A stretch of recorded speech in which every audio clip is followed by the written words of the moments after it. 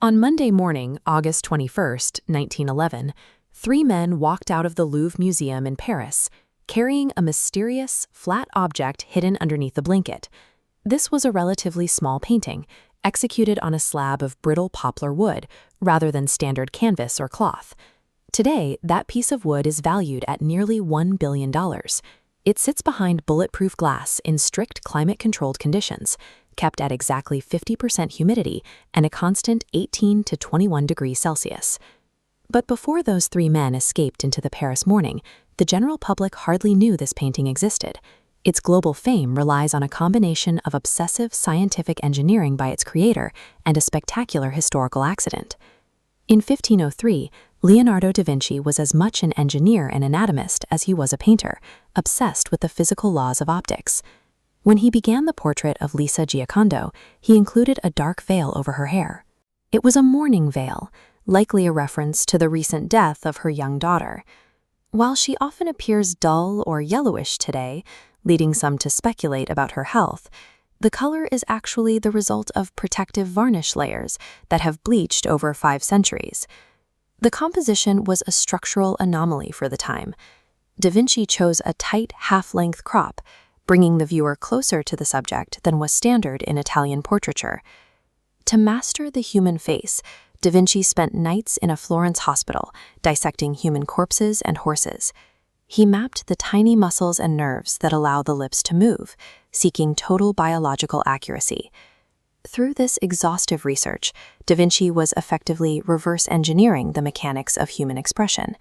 He applied this knowledge using a technique called sfumato, where he blurred the boundaries between the subject and the Arno Valley in the background. This diagram shows the specific biological mechanics Da Vinci utilized to create her smile. The very center of your retina, the fovea, is responsible for processing sharp, fine details. When you look directly at Mona Lisa's lips, your fovea registers the flat line of her mouth. To the focused eye, she isn't smiling at all, but your peripheral vision is designed to prioritize shadows. When you look away, your periphery catches the soft sfumato shading at the corners of her mouth, making the lips appear to curve upward. Da Vinci was so committed to this optical experiment that he painted a second, younger version, the Isleworth Mona Lisa, to perfect the math behind the effect. While Da Vinci engineered a peerless optical illusion, biology alone didn't make the painting famous. History had to intervene. Da Vinci took the painting to France in 1516, and it eventually transitioned from the French royal collection into the Louvre.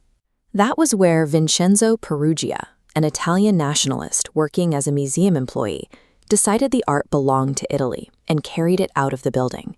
For 2 years, the painting vanished entirely. The empty space on the wall created a massive void that the international art world struggled to explain.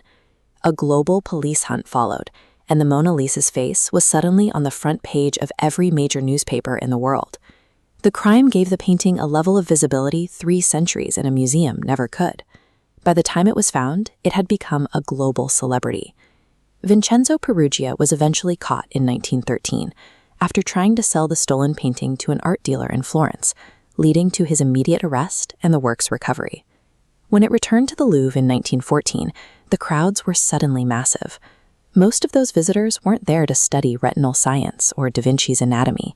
They were there to see the survivor of a global mystery.